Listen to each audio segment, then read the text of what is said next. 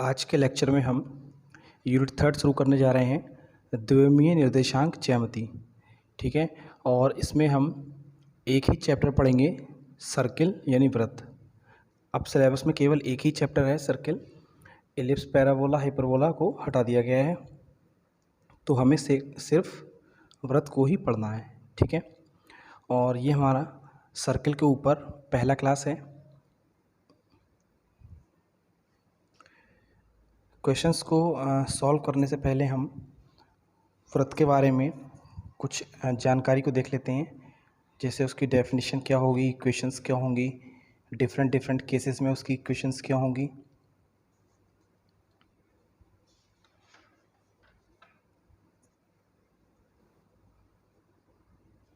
तो पहले वृत्त की परिभाषा देखते हैं। डेफिनेशन ऑफ सर्किल बोल रहे हैं, किसी एक निश्चित बिंदु से समान दूरी पर स्थित बिंदुओं का बिंदुपथ वृत्त कहलाता है। ठीक है, यह निश्चित बिंदु वृत्त का केंद्र कहलाता है। क्या बोल रहे हैं कि किसी एक निश्चित बिंदु से समान दूरी पर स्थित बिंदुओं का जो बिंदुपथ होगा वो वृत्त कहलाता है। यानी कि कोई एक पॉइंट है, एक बिंदु है, निश्चित बिंदु, इससे समान दूरी पर हमने समान दूरी पर पॉइंट्स बना लिए। जैसे ए है, ये डिस्टेंस आर है, इतनी ही डिस्टेंस पे दूसरा कोई है बिंदु एफ, ई, डी, सी, बी। तो इन सभी बिंदुओं का जो बिंदुपथ होगा सबको मिला दें, जो बिंदुपथ होगा वही हमारा क्या कहलाता है, वृत्त कहलाता है। और जो निश्चित बिंदु है ये हमारा, इसको हम केंद्र कहते हैं। ठीक है, यह हम एक दूसरी डेफिनेशन भी देख सकते हैं। वृत्त उन बिंदुओं का बिंदुपथ है जो वृत्त के तल में स्थित एक स्थिर बिंदु से स्थिर दूरी पर होते हैं। ठीक है, वही बात बोली है, बस लैंग्वेज को घुमा दिया गया है। ठीक है, यहाँ पर नोटेशन देख लेते हैं कि वृत्त का केंद्र जो है वो क्या है, ओ। वृत्त की त्रिज्या कितनी है, रेडियस आर। वृत्त की परिधि कितनी होगी, 2πr। ठीक है, ये फॉर्मूला हमें याद भी होंगे, वृत्त की परिधि 2πr। आगे बात समझ में। अब और देख लेते हैं थोड़ा सा इसके बारे में। कह रहे हैं चित्र में A B C D E F वह बिंदु हैं जिनकी दूरी स्थिर बिंदु ओ से हमेशा स्थिर यानी नियत रहती है। ठीक, यानी ये सारे पॉइंट्स जो हैं वो बिंदु हैं जिनकी जो दूरी है स्थिर बिंदु किससे, स्थिर का मतलब इस बिंदु ओ से, वो कैसी रहती है, हमेशा समान रहती है। ठीक है, कांस्टेंट रहती है। बिंदु ए का पथ A B C D E F है। जो बिंदु ए का पथ है वो A B C D E F है, जो वृत्त की परिधि पर स्थित है, जो वृत्त की परिधि पर स्थित है। स्थिर बिंदु ओ जिसे वृत्त का केंद्र कहते हैं तथा स्थिर दूरी ओ ए को वृत्त की त्रिज्या कहते हैं। ठीक है, इसे वृत्त का केंद्र कहते हैं और इसे हम वृत्त की त्रिज्या कहते हैं। ठीक है,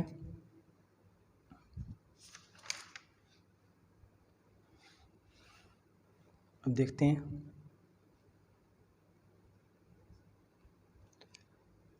कह रहा है वृत्त का समीकरण जिसका केंद्र मूल बिंदु है। ठीक है, equation of a circle whose centre is origin. ठीक है, हमें ऐसा वृत्त का समीकरण निकालना है जिसका केंद्र क्या हो, मूल बिंदु हो। ठीक है, 0,0। और ये सर्किल है, सर्किल पर हम जानते हैं बहुत सारे पॉइंट होते हैं, तो हमने यहाँ पर एक पॉइंट ले लिया है P। इस सर्किल पर हमने कोई एक बिंदु ले लिया है P। इस P के निर्देशांक क्या है, x, y।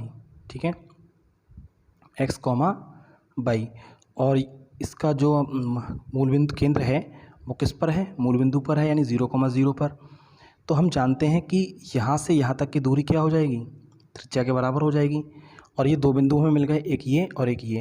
और हम जानते हैं दो बिंदुओं के बीच की दूरी का सूत्र। तो अगर हम इन दोनों बिंदुओं के बीच की दूरी निकाल दें तो वही हमारा त्रिज्या के बराबर हो जाएगा। ठीक है, तो देखते हैं, माना C 0,0 वृत्त का केंद्र तथा CP बराबर A उसकी त्रिज्या है। माना P x, y वृत्त पर कोई बिंदु है। ठीक है, जो P है x, y वृत्त पर कोई बिंदु है। बिंदु C 0,0 तथा P x, y के बीच की दूरी। ठीक है, तो हमने दूरी दो बिंदुओं के बीच की दूरी का फॉर्मूला भी लिखा हुआ है यहाँ पर। अगर दो बिंदु कोई हो x1 by 1 x2 by 2, तो उनके बीच की दूरी का जो फॉर्मूला होता है वो होता है D बराबर √x1 - x2 का whole square plus y1 - y2 का होल स्क्वायर। तो इसी फॉर्मूले से अगर हम इन दोनों पॉइंट्स में लगा दें तो सी पी बराबर हो जाएगा, यानी ये जो डिस्टेंस है वो इन दोनों के बीच की बिंदुओं के बीच की दूरी जो होगी वो क्या हो जाएगी, त्रिज्या के बराबर हो जाएगी। ठीक है, तो वही हम लगा देंगे। सी पी हमारी यहाँ पे क्या हो जाएगी, रेडियस हो जाएगी। ठीक है, तो यहाँ लगा देंगे हम एक्स माइनस ज़ीरो का whole square plus Y minus zero का होल स्क्वायर।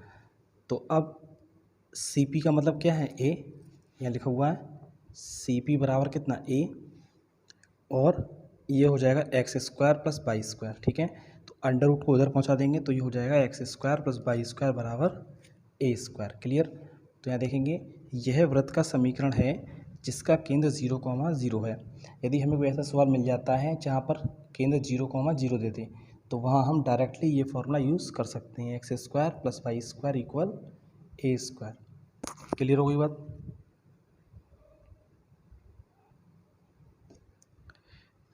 अगला एक क्वेश्चन देखते हैं। कह रहे हैं वृत्त का समीकरण जिसकी त्रिज्या तथा केंद्र ज्ञात हो। ठीक है, equation of a circle whose centre and radius r given.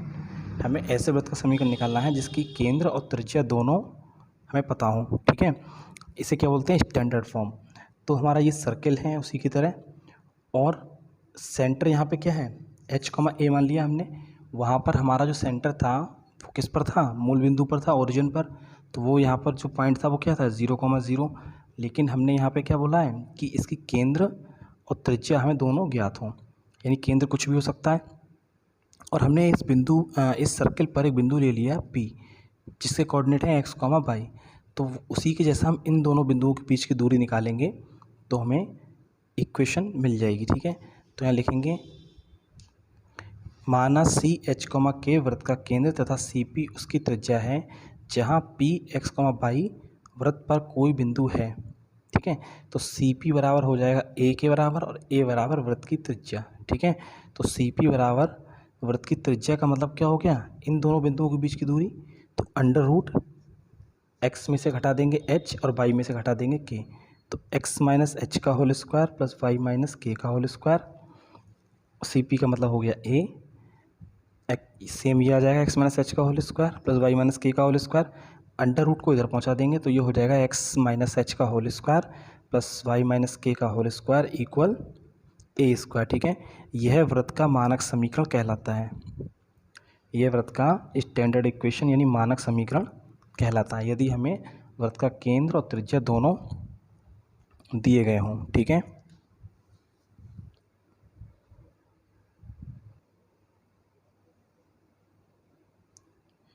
Clear. तो अब हम पढ़ेंगे कुछ विशेष स्थितियों में वृत्त का समीकरण। ठीक है, यानी equation of circle in some particular conditions. ठीक है, कुछ स्पेशल कंडीशंस हैं उनमें हम वृत्त का समीकरण देखेंगे कि क्या हो सकता है। तो सबसे पहले तो हम जानते हैं कि वृत्त का समीकरण जिसका केंद्र h, k हो और त्रिज्या a हो तो वो यही इक्वेशन बनता है, एक्स माइनस एच का whole square plus Y minus k का होल स्क्वायर इक्वल ए स्क्वायर होता है ये। अब इसके बाद हम पहला कंडीशन देखते हैं कि जब वृत्त का केंद्र एक्स अक्ष पर हो। ठीक है, जब वृत्त का केंद्र कहाँ हो, एक्स एक्सिस पर हो, तब सर्कल का इक्वेशन क्या होगा वो हमें निकालना है। ठीक, तो ये हमारा मूल बिंदु है।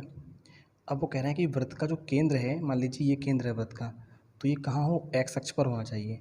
तो हमने सर्कल को ऐसे खींचा कि उसका जो केंद्र है वो एक्स अक्ष पर आ रहा है।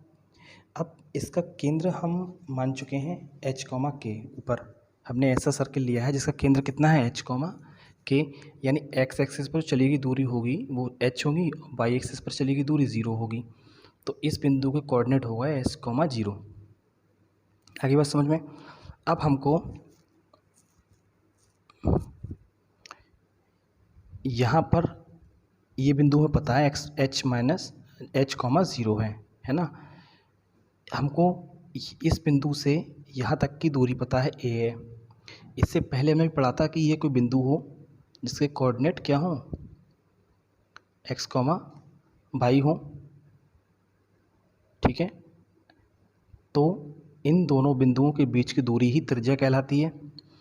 तो हमने इसको अगर P मान लिया एक्स कॉमा वाई, तो इस पॉइंट की और इस पॉइंट के बीच की जो दूरी निकालेंगे हम, वो किसके बराबर हो जाएगी?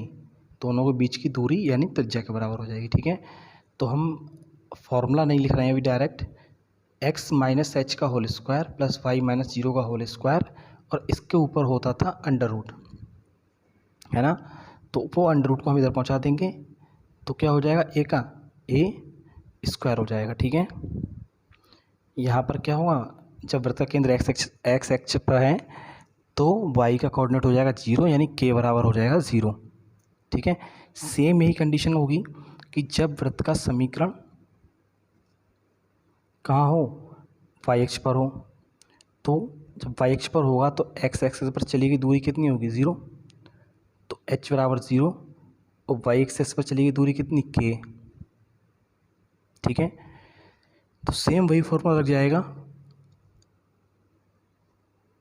बस x माइनस एच का जो वैल्यू होगा यहाँ पे वो ज़ीरो हो जाएगा, प्लस वाई माइनस के का होल स्क्वायर इक्वल ए स्क्वायर। तो सॉल्व करके लिख लेंगे, ये हमारा हो जाएगा वृत्त का समीकरण, वृत्त का केंद्र वाई एक्स पर स्थित हो तब। ठीक है, तो ये अलग अलग सर्कल के इक्वेशन हो गए। ऐसे ही बहुत सारे कंडीशंस हैं, सबको हम विस्तार से डिस्कस नहीं करेंगे। जैसे ये कंडीशन है, वृत्त का समीकरण हमें निकालना है जब मूल बिंदु से गुजरता हो, जब वृत्त हमारा मूल बिंदु से गुजरता हो, तो इस तरीके का फिगर बन जाएगा। ये मूल बिंदु है, इससे वो गुजर के जा रहा है, तो हमें जाहिर सी बात है पता है कि जब ये मूल बिंदु पर है तो ये 0,0 होगा, और इसका पॉइंट हमने h, के ले लिया है सेंटर का। तो इन दोनों पॉइंट्स के बीच की दूरी निकाल लेंगे हम। जब इनके बीच की दूरी निकालेंगे तो ये इक्वेशन मिलेगी H square plus k square equal 1 ए स्क्वायर। ठीक है, और ये हमारा इक्वेशन हमें पता है पहले से, एक्स माइनस एच का whole square plus Y minus k का होल स्क्वायर इक्वल ए स्क्वायर। अब ए स्क्वायर की जगह हम ये लगा सकते हैं H square plus k square, फिर इसको कैलकुलेट कर लेंगे। कैलकुलेट करने के बाद ये आ जाएगा x square minus two h x plus Y square minus two k y. ठीक है, तो ऐसी बहुत सारी कंडीशंस हैं कि जब मूल बिंदु वृत्त तथा केंद्र एक्स अक्ष पर स्थित हों। ठीक है, तो ये अलग इक्वेशन आ जाएगा। ऐसे ही मूल बिंदु वृत्त और केंद्र वाई अक्ष पर स्थित हो, जब मूल बिंदु वृत्त तथा केंद्र हमारा कहाँ पर हो? वाई अक्ष पर स्थित हो, तब ये इक्वेशन बन जाएगा। हमको बस क्या करना है, कैसे भी केंद्र निकालना है और त्रिज्या निकालनी है, उसके बाद हम सीधा फॉर्मूले में लगा सकते हैं एक्स माइनस एच का whole square plus Y minus k का होल स्क्वायर। ठीक है,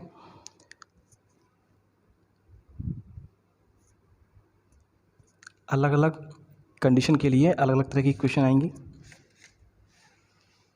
ऐसे ही ये है कि जब वृत्त एक्स अक्ष को स्पर्श करता हो, ठीक है, जब वृत्त एक्स अक्ष को स्पर्श करता हो तो ये डिस्टेंस तो एच के बराबर हो जाएगी। ठीक है, और इस स्थिति में हमने के बराबर मान लिया ए, तो एक्स माइनस एच का whole square plus Y minus A का होल स्क्वायर इक्वल ए स्क्वायर। ठीक है, ऐसी सेकंड वाला है जब वृत्त वाई अक्ष को स्पर्श करता है, वाई एक्सिस को स्पर्श कर रहा है ये, तो यहाँ पे क्या हो जाएगी? त्रिज्या ए कॉमा के। ठीक है, इसका केंद्र हो जाएगा ए कॉमा के, और त्रिज्या कितनी है इसकी? स्मॉल है। तो यहाँ पे फॉर्मूला लगा देंगे हम, इस पॉइंट को पी को तो हम एक्स कॉमा वाई मानते ही हैं, तो एक्स माइनस ए का होल स्क्वायर और वाई माइनस के का होल स्क्वायर इक्वल ए स्क्वायर। आगे बस समझ में। ऐसे एक कंडीशन लास्ट और है कि जब वृत्त एक्स अक्ष तथा वाई अक्ष दोनों को स्पर्श करता है, जब दोनों को स्पर्श करेगा ऐसे करके, तो जो चलेगी दूरी होगी यानी त्रिज्या जो इसकी होगी वो क्या होगी? इक्वल होगी। तो ए कॉमा ए। ठीक है, यानी एच की वैल्यू भी ए और के की वैल्यू भी ए। तो एक्स माइनस एच का whole square plus Y minus k का होल स्क्वायर लगाएंगे तो ये हो जाएगा ए का स्क्वायर ए का स्क्वायर। ठीक है,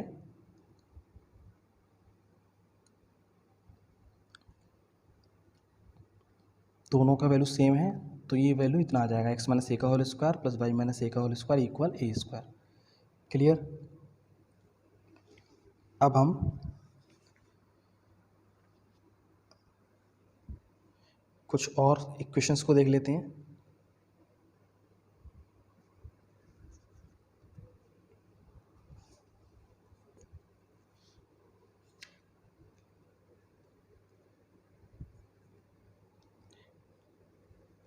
लिखेंगे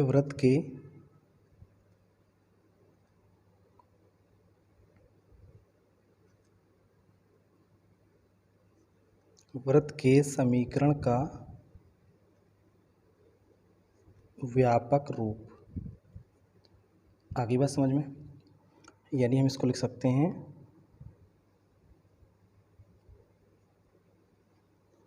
general form of the equation of a circle. ठीक है, अब हम क्या करेंगे, यह लिखेंगे कि मानते हैं हम कि वृत्त का समीकरण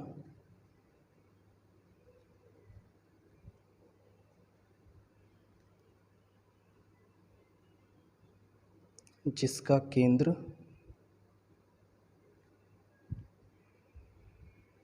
h, k तथा त्रिज्या a है।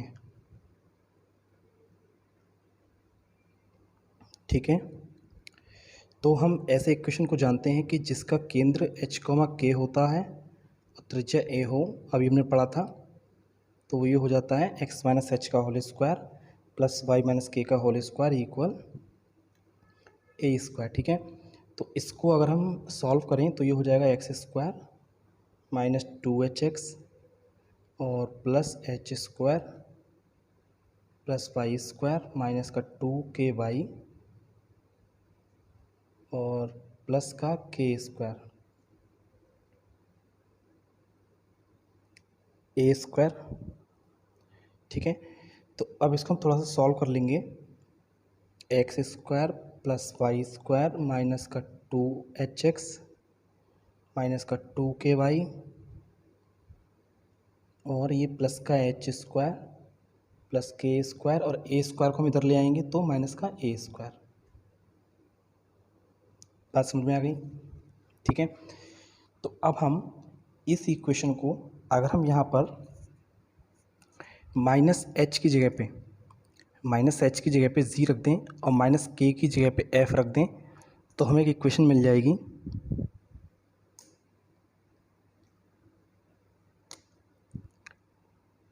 X square plus Y square plus का 2gx प्लस 2fy और यहाँ लिखते हैं हम प्लस सी।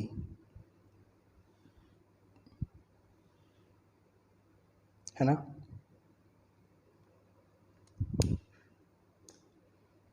तो हमने ऐसा इक्वेशन बनाया, तो अगर ऐसे कंपैरिजन करें हम तो 2x कैंसिल हो जाएगा, जी बराबर हो जाएगा माइनस एच, यानी जी बराबर यहाँ लिख देंगे, जहाँ जी बराबर है माइनस एच और f बराबर है माइनस का k। ठीक है, और c हमने माना है इसको H square plus k square minus का ए स्क्वायर। ठीक है, तो ये हमारा वृत्त का व्यापक समीकरण है और काफ़ी इम्पोर्टेंट समीकरण है। इससे हम बहुत सारे प्रश्नों को हल करेंगे। ठीक है, तो यहाँ से हम देखते हैं केंद्र क्या हो जाएगा। केंद्र हम जानते हैं होता है h, k, है ना? तो h की वैल्यू यहाँ पे क्या हो जाएगी, यहाँ से माइनस के g, k की वैल्यू कितनी हो जाएगी, माइनस के f। क्लियर? ऐसे ही त्रिज्या निकालेंगे। त्रिज्या बराबर कितनी होती है, स्मॉल ए की वैल्यू क्या, ए को हम क्या बोलते हैं, त्रिज्या। तो यहाँ से अगर हम स्मॉल ए की वैल्यू निकालेंगे तो कितनी हो जाएगी, ये एच स्क्वायर। एच की जगह हम क्या लगा देंगे, यहाँ से एच बराबर यहाँ से क्या निकल के आ रहा है, माइनस का जी, और एफ बराबर निकल के आएगा, के बराबर निकल के आएगा माइनस का एफ। ठीक है, तो यहाँ पर हम लगा देंगे सी बराबर एच की जगह जब माइनस जी लगाएंगे तो प्लस का जी स्क्वायर, के की जगह जब माइनस एफ लगाएंगे तो प्लस एफ स्क्वायर माइनस ए स्क्वायर। ए स्क्वायर को हम इधर पहुँचा देंगे तो ये हो जाएगा जी स्क्वायर प्लस एफ स्क्वायर और सी उधर पहुँचा देंगे तो माइनस सी। तो यहाँ से हो जाएगा √g² + f² - c। तो इस तरीके से हम त्रिज्या निकालेंगे। तो ये हो जाएगी √g² + f² - c। क्लियर होगी बात? तो हमको केंद्र और इसका त्रिज्या दोनों ही याद रखनी है, ठीक है।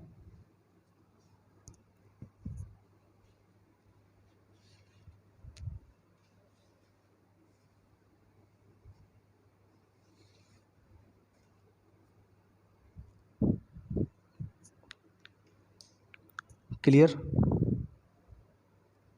अगला देखते हैं अब।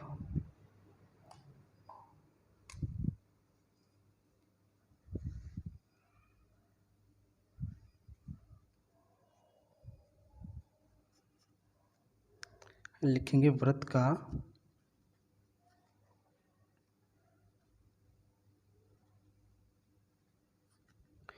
व्यास रूप में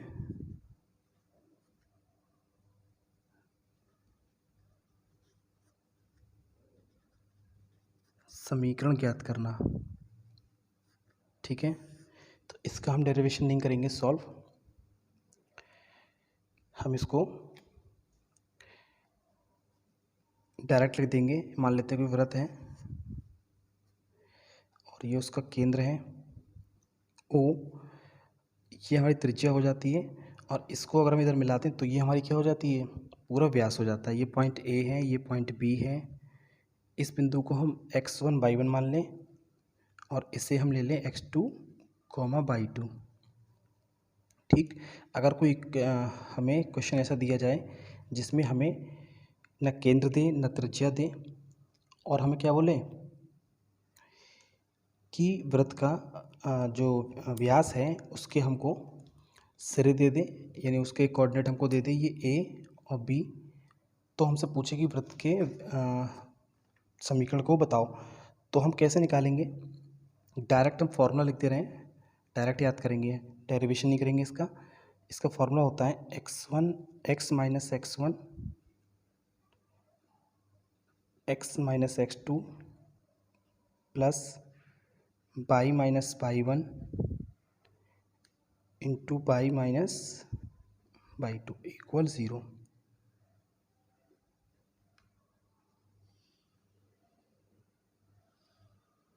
आगे बात समझ में? इसे भी नोट कर लेंगे।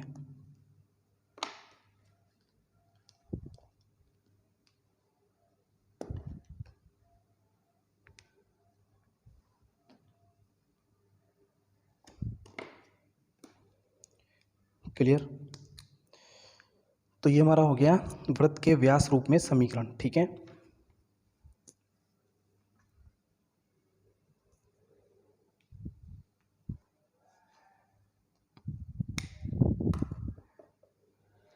ठीक है, तो अगला पॉइंट देखते हैं। यहाँ पर हम देखेंगे कि यदि कोई द्विघातीय समीकरण यानी क्वाड्रेटिक इक्वेशन दी गई है तो उस समीकरण के वृत्त को निरूपित करने के लिए क्या नियम होंगे, ठीक है। यदि हमें कोई क्वाड्रेटिक इक्वेशन दे दे तो हम ये कैसे पता लगाएं कि वो जो इक्वेशन होगा, जो समीकरण होगा हमारा, वो वृत्त का समीकरण होगा या नहीं, यानी सर्किल को रिप्रेजेंट करेगा या नहीं। तो उसके लिए नियम क्या है? सबसे पहले द्विघातीय समीकरण ax² + by² + 2hxy + 2gx + 2fy + c = 0 एक वृत्त को निरूपित करेगा यदि, अगर इस फॉर्म में कोई इक्वेशन दी गई है तो वो सर्किल को रिप्रेजेंट करेगा यदि पहला कंडीशन क्या है कि समीकरण में x तथा y द्विघातीय होंगे, ठीक है। समीकरण में x तथा y क्या होंगे? द्विघातीय होंगे, यानी x का स्क्वायर होना चाहिए, y का स्क्वायर भी होना चाहिए, ठीक है।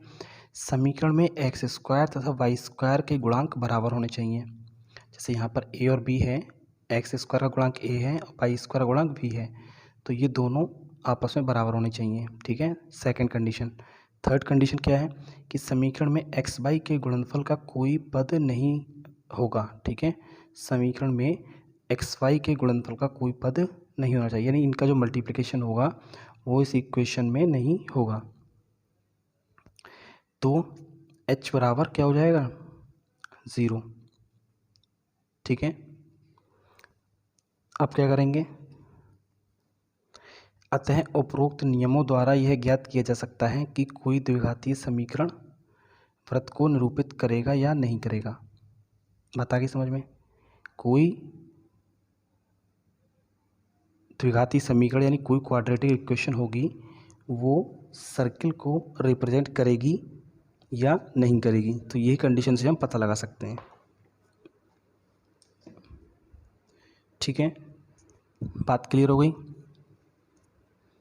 अगला पॉइंट देखते हैं। कह रहे हैं किसी द्विघातीय समीकरण से वृत्त का केंद्र और त्रिज्या ज्ञात करना।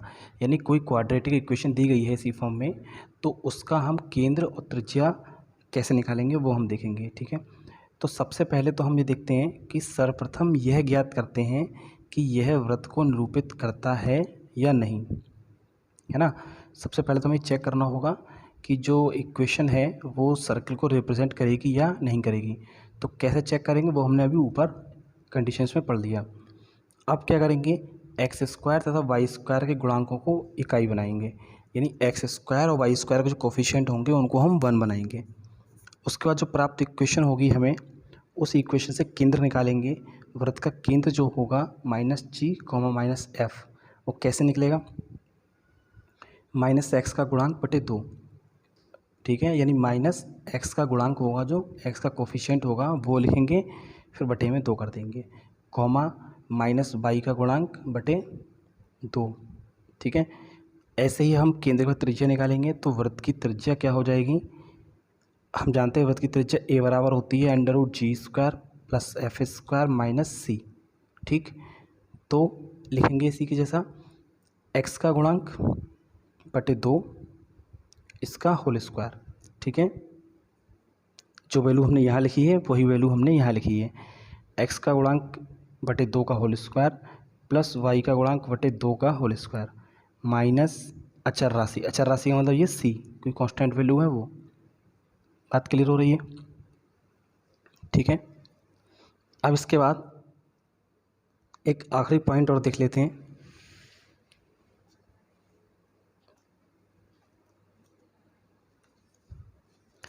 कह रहे हैं किसी दिए गए बिंदु की वृत्त के सापेक्ष स्थिति ज्ञात करना।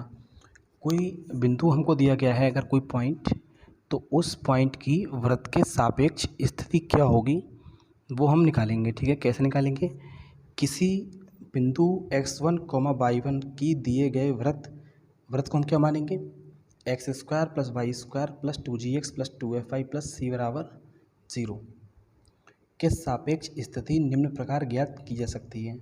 कैसे ज्ञात की जा सकती है, पहला पॉइंट लिखेंगे, बिंदु वृत्त के बाहर होगा। ठीक है, बिंदु वृत्त के बाहर होगा, कब होगा, यदि x1² + y1² + 2gx1 + 2fy1 + c is greater than 0। ठीक है, जो वो वृत्त होगा उसके बाहर होगा बिंदु। कब ऐसा होगा कि जब ये वाली जो कंडीशन है, यानी ये सर्कल की जो इक्वेशन है वो 0 से बड़ी आनी चाहिए। ठीक है, सेकंड पॉइंट क्या है कि बिंदु वृत्त के भीतर होगा, बिंदु वृत्त के भीतर होगा। यदि अब जो बिंदु है वो वृत्त के भीतर कैसे हो जाएगा, जब x1² + y1² + 2gx1 + 2fy1 + c same वही वैल्यू है, क्या है, इस लेस देन 0, यानी 0 इससे बड़ा है। ठीक, यानी यहाँ पर क्या था कि ये वैल्यू जो है वो 0 से बड़ी है, और 0 से बड़ी होने का मतलब क्या है कि वो पॉजिटिव या धनात्मक है, ये तो मतलब हुआ इसका।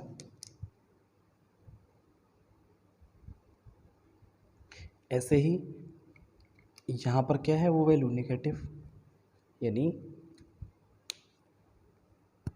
हम जो इक्वेशन निकालेंगे उसकी वैल्यू 0 से छोटी आनी चाहिए, यानी नेगेटिव होगी।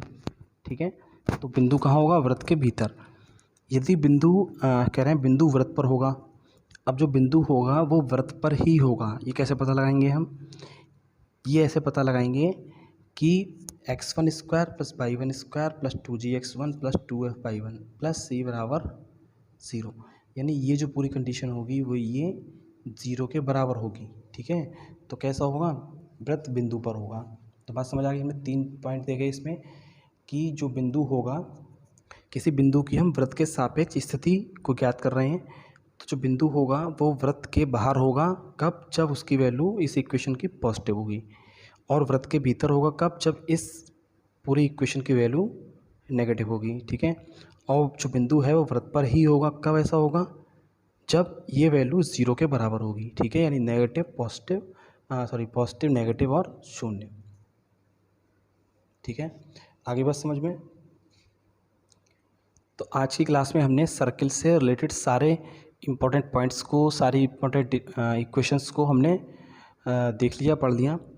अब हम क्या करेंगे, अगली क्लास में सर्किल पर बेस्ड क्वेश्चंस को सॉल्व करेंगे, ठीक है।